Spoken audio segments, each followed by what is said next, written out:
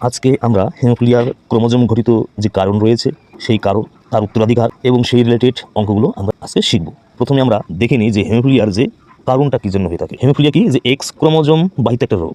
X chromosome বাহিত রোগ মানে আমরা বলতে পারি মেলদের ক্ষেত্রে এক্স ওয়াই ক্রোমোজোম থাকে আর ফিমেলদের ক্ষেত্রে এক্স এক্স ক্রোমোজোম থাকে। অর্থাৎ এক্ষেত্রে এই এক্স ক্রোমোজোম যে রয়েছে সেই এক্স ক্রোমোজোমের জন্য এই রোগটা হয়ে থাকে। বোঝা গেল কি বললাম? তাহলে এক্স ক্রোমোজোম, তাহলে দেখলাম যে হিমোফিলিয়া এক্স ক্রোমোজোম বাহিত একটি রোগ। এক্স ক্রোমোজোমে অবস্থিত মিউট্যান্ট বা প্রচ্ছন্ন জিনের উপস্থিতিতে ঘটে। তাহলে খেয়াল রাখবো যে কোন ক্রোমোজোমের জন্য হয়ে থাকে? এক্স ক্রোমোজোমের হয়ে থাকে। তাহলে এক্স ক্রোমোজোমে একটা জিন থাকে, সেই জিনটার জন্য কি হয়? যে হিমোফিলিয়াটা হয়ে থাকে। কোন জিনের জন্য হয়ে থাকে? প্রচ্ছন্ন জিন। আমি ধরলাম, একটু ভালো করে বোঝার চেষ্টা করো, আমি এক্স ক্রোমোজোম লিখলাম। এই এক্স ক্রোমোজোমের উপর কোনো একটা জিনকে আমি মাথায় দিয়ে দেখাবো, মনে করি সেই জিনটা কি এটা লিখেছে? হিমোফিলিয়া। তাহলে আমি এইচ লিখলাম। বুঝা গেল কি বললাম? এইচ। তাহলে আরেকটা কি লিখলাম? এক্স লিখলাম, এইচ লিখলাম। তাহলে কি বলেছে? দুটো জিন। আমি প্রথমেটা দেখবো এইটা।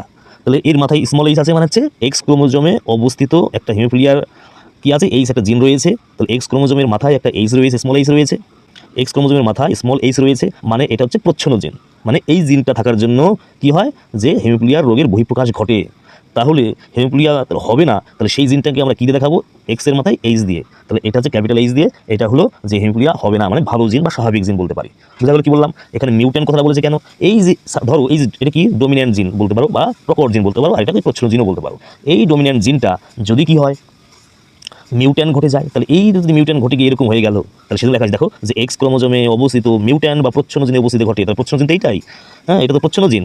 এরবার বলেছে ধরো স্বাভাবিক জিনটা এটা আছে মানুষের শরীরে, কোনো কারণবশত এটা কি হবে? এই জিনটা চেঞ্জ হয়ে গেল, মানে ওর কার্যকারিতা নষ্ট হয়ে গেল, তখন কি দেখা যায়? যে হিমোফিলিয়া রোগের বহিঃপ্রকাশ ঘটবে কিন্তু। তাহলে আমরা 2 নম্বরটাও দেখে নিলাম। 3 নম্বরটা আমরা দেখব যে এক্স ক্রোমোজোমে অবস্থিত মিউট্যান্ট প্রচ্ছন্ন জিনের হোমোজাইগাস অবস্থায় স্ত্রীদেহে বহিঃপ্রকাশ ঘটে। কি বলেছে? যে হোমোজাইগাস অবস্থায়। হোমোজাইগাস কথা মানে কি? আমরা কি দিয়ে দেখালাম? তাহলে হোমোজাইগাস অবস্থায়, তাহলে মিউট্যান্ট বা প্রচ্ছন্ন জিনের হোমোজাইগাস অবস্থায় এসে বহিঃপ্রকাশ ঘটে। তাহলে আমি দেখলাম এক্স লিখলাম, এক্স লিখলাম। তাহলে মহিলাদের ক্ষেত্রে বা ফিমেলদের ক্ষেত্রে দুটো এক্স ক্রোমোজোম থাকে। তাহলে কি বলেছে? দুটো প্রচ্ছন্ন জিন থাকতে হবে। হোমোজাইগাস মানে দুটো একই রকম জিন থাকতে হবে। এই অর্থাৎ এক্সের মাথায় দুটো স্মল এস দেবো। তাহলে এই অবস্থায় যে মহিলাটা যে হয়ে থাকে, সেই মহিলা কি হয়? হিমোফিলিয়াটা দেখা দেবে। কি দেখা দেবে? হিমোফিলিয়াটা দেখা দেবে। তাহলে এর হিমোফিলিয়াটা দেখা দেবে। বুঝা গেল কি বললাম? এইবার যদি বলি, দেখো তাহলে আমরা কি বললাম? হোমোজাইগাস অবস্থায় এটা দেখা দেয় মহিলাদের ক্ষেত্রে, কারণ এক্স এক্স দুটি হচ্ছে মহিলাদের দেহে অবস্থিত ক্রোমোজোম। এক্স ক্রোমোজোমে অবস্থিত মিউট্যান্ট বা প্রচ্ছন্ন জিনের হেটেরোজাইগাস অবস্থায় স্ত্রী দেহে কোনো বহিঃপ্রকাশ ঘটে না, কিন্তু তারা কী হবে? বাহক হবে। আমি কি লিখলাম? এক্স এক্স লিখেছিলাম আমরা। তাহলে আগে প্রথমে কি লিখেছিলাম? হোমোজাইগাস।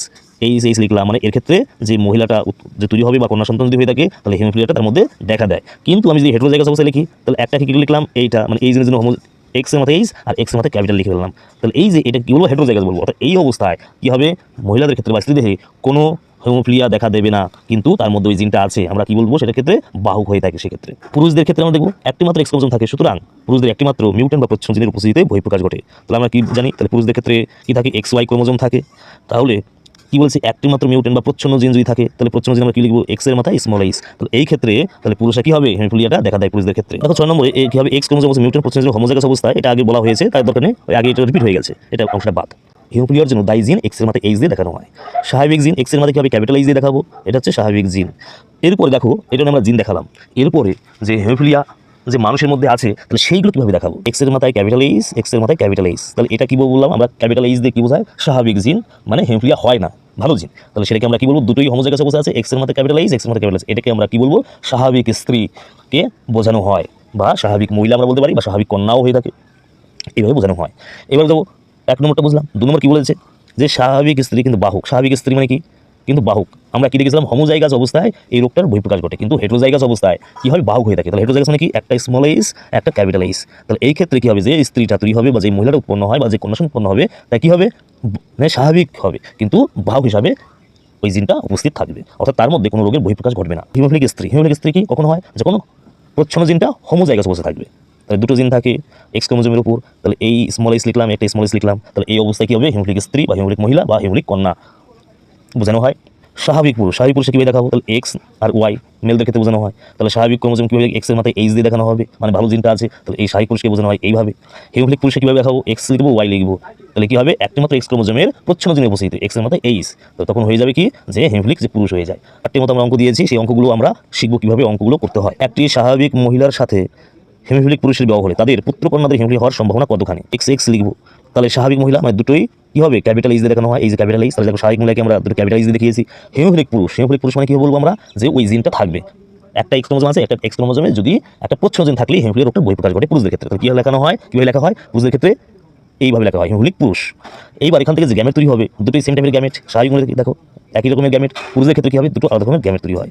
এবার আমরা চেকার বোর্ডে দেখো, চেকার বোর্ড মাথায় দেখো এরকম একটা সাইন দেখানো হয়েছে, এটা হচ্ছে পুরুষ গ্যামেট বা মেল গ্যামেট, আর এটা দিয়ে ফিমেল গ্যামেট বোঝানো হয়। তাহলে এদিকে ফিমেল গ্যামেট, এদিকে মেল গ্যামেট দেখানো হয়েছে। দেখো এই যে এটা এখানে লেখা হয়েছে, এটা এখানে লেখা হয়েছে, আর এটাকে এইভাবে লেখা হয়েছে, আর এটাকে এইভাবে লেখা হয়েছে। তাহলে কী তৈরি হবে? প্রথমে এটা কী হবে? এক্সের সাথে এটা, তারপরে এটার সাথে এটা তৈরি হয়েছে, এটা দিয়ে এটা তৈরি হয়েছে, আবার এর সাথে এটা দিয়ে এটা তৈরি হয়েছে। তাহলে আমরা দেখলাম যে মোট দু প্রকার জিনোটাইপ বা পুত্রকন্যা পাওয়া যায়। জিনোটাইপ বলতে দেখো একটা এক্সের মাথায় H, capital H, small H, আর এক্সের মাথায় ক্যাপিটাল এইচ, মানে দুটোই একই রকমের। আর এটা হচ্ছে কী হবে? একই রকমের। তাহলে আমরা দেখতে পেলাম যে, তাহলে দেখো মোট দু প্রকার জিনোটাইপ বা পুত্রকন্যা পাওয়া যায়, যার মধ্যে তাহলে দেখো এইখানটায় যদি দেখি রেজাল্টটা, তাহলে এখানে আমরা কি দেখতে পাই? দুটো কি আছে? এক্সের মাথায় ক্যাপিটাল এইচ, এক্সের মাথায় স্মল এইচ, দুটো আছে। তাহলে এক্ষেত্রে বলতে পারি এই দুটো কন্যা, এই কন্যা দুটো আমরা দেখতে পাবো কি সমস্ত কন্যা আর কি, যতই কন্যা হোক না কেন তার মধ্যে আমরা কি হবে? সেম টাইপের আমরা জিনোটাইপ পাওয়া যায়, বা সবই একই রকমের কন্যা। এবার কন্যা যদি কি হবে? 100% যদি হয়ে থাকে, টোটাল 100% যদি আছে, তাহলে আমরা দেখতে পাবো কি? তাহলে যে সমস্ত কন্যা কি হবে? তাহলে এক্সের মাথায় কি হবে? ক্যাপিটাল এইচ, আর এক্সের মাথায় স্মল এইচ দিয়ে কি বোঝায়? বাহুক বোঝায়। দেখো সমস্ত কন্যা স্বাভাবিক, কিন্তু বাহুক কত? 100%। কারণ কি কন্যা যতগুলো দেখতে পাচ্ছি এক্ষেত্রে যে রেজাল্ট হয় সবগুলোই কি হবে? বাহুক হিসাবে উৎপন্ন হয়েছে। তাহলে আমরা যদি 100% ধরি, তাহলে 100% কি হবে? 100% কি হবে? সব বাহুক কন্যা হবে, কিন্তু স্বাভাবিক হবে। এবার এখানে দেখো যে পুত্র যে হয়েছে, তাহলে কি হবে? একই রকমের, সমস্ত পুত্র একই রকমের। তাহলে 100% পুত্র থাকলে সমস্ত পুত্র কি হবে? এক্সের মাথা কি হবে? স্বাভাবিক হবে। কারণ কি হবে? এক্সের মাথা কি হবে? ক্যাপিটাল এইচ থাকা মানে আমরা যদি স্বাভাবিক হয়ে থাকি, তাহলে এখানে কি হবে? স্বাভাবিক পুত্র 100% হবে। একটি স্বাভাবিক হেমোফিলিক বাহুক স্ত্রীলোকের সাথে, বাহুক মানে এই যে দেখো স্বাভাবিক মহিলা বাহুক, তাহলে এক্সের মাথায় ক্যাপিটাল এইচ আর এক্সের মাথায় স্মল এইচ হলো। একটি স্বাভাবিক পুরুষের, স্বাভাবিক পুরুষ মানে কি হবে? একটা ক্যাপিটাল এইচ থাকবে, দেখো যে লিখেছি। নিয়ে কি করবে? তাদের পুত্রকন্যাদের হেমোফিলিয়া হওয়ার সম্ভাবনা কতখানি সমগ্র পরীক্ষাটি চেকার বোর্ডের সাহায্যে উপস্থাপন করো। স্বাভাবিক মহিলা থেকে যে গ্যামেট তৈরি হয়েছে, এই যে গ্যামেট ক্যাপিটাল এইচ যেখান থেকে, আরেকটা স্মল এইচ। স্বাভাবিক পুরুষ থেকে এই গ্যামেট তৈরি হয়েছে, এই গ্যামেটগুলো আমরা চেকার বোর্ডে দিয়ে নেব। দেখো উপর দিকে আছে মেল গ্যামেট, এটা হচ্ছে ফিমেল গ্যামেট, ফিমেল গ্যামেটকে এই দিকে লেখা হয়েছে, মেল গ্যামেটকে এই দিকে লেখা হয়েছে, মেল গ্যামেট এই যে একটা, এই যে একটা, ফিমেল গ্যামেট এই একটা লেখা হলো, এই একটা লেখা হলো। দেখো যে প্রোডাকশন পাওয়া হলো, এটা হচ্ছে চেকার বোর্ডের রেজাল্ট। মোট 4 ধরনের জিনোটাইপ বা পুত্রকন্যা পাওয়া যায়। তাহলে এটাকে আমরা কি বলতে পারবো? এখানে স্বাভাবিক স্ত্রী না বলে স্বাভাবিক কন্যা, স্বাভাবিক স্ত্রী না বলে স্বাভাবিক কন্যা বাহুক, আর স্বাভাবিক পুরুষ না বলে স্বাভাবিক পুত্র, আর এখানে যে হেমোফিলিক যে পুরুষ না বলে হেমোফিলিক পুত্র আমরা লিখবো। তাহলে মোট 2 ধরনের কন্যা পাওয়া যায়, একটা স্বাভাবিক কন্যা আর আছে স্বাভাবিক কন্যা বাহুক। তাহলে এই 2 ধরনের কন্যার মধ্যে কন্যা আছে, তাহলে 2 ধরনের কন্যা, তাহলে মোট যদি 100% যদি কন্যা থাকে, তাহলে তার মধ্যে অর্ধেকটা স্বাভাবিক কন্যা হবে আর অর্ধেকটা স্বাভাবিক বাহুক হবে, তাই লেখা হয়েছে দেখো। তাহলে যার মধ্যে স্বাভাবিক স্ত্রী না লিখে স্বাভাবিক কন্যা লিখবে 50%, আর স্বাভাবিকই হবে কন্যা বাহুক 50% হবে। পুত্র যদি দেখি, দেখো পুত্র আবার 2 ধরনের আছে, পুত্র এখানে 2 ধরনের আছে, একটা ক্যাপিটাল এইচ আর একটা স্মল এইচ, এই লিখেছি। একটা স্বাভাবিক পুত্র আর আছে হেমোফিলিক পুত্র। তাহলে এই পুরুষটা না লিখে তোমরা পুত্র লিখবে। তাহলে কি আছে? টোটাল যদি 100% হয়ে থাকে পুত্র, তার মধ্যে আমরা দেখতে পাবো স্বাভাবিক পুত্র 50% হবে, আর হেমোফিলিক পুত্র কতগুলো হবে? 50% হবে। তাহলে একটি স্বাভাবিক মহিলার সাথে হেমোফিলিক পুরুষের বিবাহ হলে তাদের পুত্রকন্যাদের হেমোফিলিয়া হওয়ার সম্ভাবনা কতখানি? একই রকমের কি দিয়েছে? স্বাভাবিক মহিলা, স্বাভাবিক মহিলাকে কি দেখানো হয়? দুটো এক্স ক্যাপিটাল, হেমোফিলিক পুরুষকে একটা স্মল এইচ দিয়ে দেখানো হবে। এই যে গ্যামেট তৈরি হলো, গ্যামেটগুলোকে আমরা চেকার বোর্ডের সাথে দেখাবো, এই যে চেকার বোর্ড দেখানো হয়েছে। তাহলে আমরা এখানে টোটাল কি পেয়ে গেলাম? এখানে কন্যা সন্তান পেলাম, আর এখানে আমরা পুত্র সন্তান পেলাম। তাহলে দেখো কন্যা সন্তান মোট কত? তাহলে মোট 2 ধরনের জিনোটাইপ বা পুত্রকন্যা পাওয়া যায়। একটা হচ্ছে দেখো এই টাইপের, আর একটা এই টাইপের লেখা হয়েছে এক্স এক্সের মাথায় ক্যাপিটাল এইচ, এক্সের মাথায় স্মল এইচ, তাহলে কি হবে? স্বাভাবিক কন্যা কিন্তু বাহুক। আর পরেরটা কি আছে? এই যে তাহলে এক্সের মাথায় ক্যাপিটাল এইচ স্মল ওয়াই, তাহলে স্বাভাবিক পুত্র বলবো। তাহলে মোট 2 ধরনের পাওয়া যায়। তাহলে আমরা দেখতে পেলাম এইখানে, আমরা দেখতে পেলাম যে কন্যা যদি দেখি, কন্যাগুলো সব এক রকমের। কীভাবে কেন এক রকমের? কারণ ক্যাপিটাল এইচ স্মল এইচ দুটোই আছে। তাহলে কি হয়? স্বাভাবিক কন্যা কিন্তু বাহুক। তাহলে দেখো যার মধ্যে সমস্ত কন্যা, কারণ কি হবে? যতগুলো কন্যা এখানে তৈরি হয়েছে কন্যাগুলো সবাই হচ্ছে স্বাভাবিক কন্যা কিন্তু বাহুক। তাহলে 100% থাকলে কি হবে? 100% স্বাভাবিক কন্যা কি হবে? আর সমস্ত কন্যাই স্বাভাবিক কন্যা হবে, কিন্তু বাহুক হবে 100%। পুত্রগুলো যতগুলো পুত্র তৈরি হয়েছে সব পুত্রগুলো একই রকমের। তাহলে এই পুত্র যদি 100% থাকে, তাহলে সমস্ত পুত্র কি হবে? স্বাভাবিক পুরুষ 100% হবে। হেমোফিলিক মহিলার সাথে স্বাভাবিক পুরুষের বিবাহ হলে তাদের পুত্রকন্যাদের হেমোফিলিয়া হওয়ার সম্ভাবনা কতখানি? তাহলে হেমোফিলিক মহিলাকে কি লিখবো? এক্সের মাথায় স্মল এইচ, এক্সের মাথায় স্মল এইচ, স্বাভাবিক পুরুষ ক্যাপিটাল এইচ লিখবো। গ্যামেট আমরা লিখলাম, লেখার পর আমরা কি হবে? চেকার বোর্ডের সাথে লিখলাম। তাহলে এই যে দেখো এখানে সমস্ত কন্যা আর এই সমস্ত পুত্র, তাহলে কি হবে? কত ধরনের পুত্র হলো আর কত ধরনের কন্যা হলো? তাহলে মোট 2 ধরনের জিনোটাইপ বা পুত্রকন্যা পাওয়া যায়। তাহলে দেখো আমরা যে প্রথমে কন্যা যে পেয়েছি, একটা H capital H small H, তাহলে কি থাকলে কি হয়? স্বাভাবিক কন্যা কিন্তু বাহুক, আর স্মল এইচ যেটা আছে ওয়াই হেমোফিলিক পুত্র হয়ে থাকে। তাহলে আমরা দেখতে পেলাম মোট 2 ধরনের আমরা পুত্র কন্যা সন্তান পেয়ে থাকি বা জিনোটাইপ পেয়ে থাকি, যার মধ্যে তাহলে যতগুলো কন্যা ছিল, তাহলে কন্যা এই দেখো কন্যাগুলো সব কন্যাই কি আছে? একই রকমের হেমোফিলিক কিন্তু বাহুক। তাহলে সমস্ত কি হবে? কন্যা কি হবে? স্বাভাবিক হবে কিন্তু বাহুক হবে 100%, 100% যদি থাকে। এবার কি হবে? পুত্র যতগুলো আছে দেখো পুত্রগুলো একই রকমের, তাহলে সমস্ত পুত্রগুলো কি হবে? হেমোফিলিক হবে, সেটাও কি হবে? 100%। তাহলে আজকে আমরা হেমোফিলিয়া রিলেটেড যে অঙ্কগুলো আমরা দেখলাম, তোমরা এগুলো ভালো করে বোঝার চেষ্টা করবে। এখান থেকে যত ধরনের অঙ্ক আসবে তোমরা সলভ করতে পারবে। এর পরের ভিডিওতে আমরা থ্যালাসেমিয়া নিয়ে আলোচনা করব।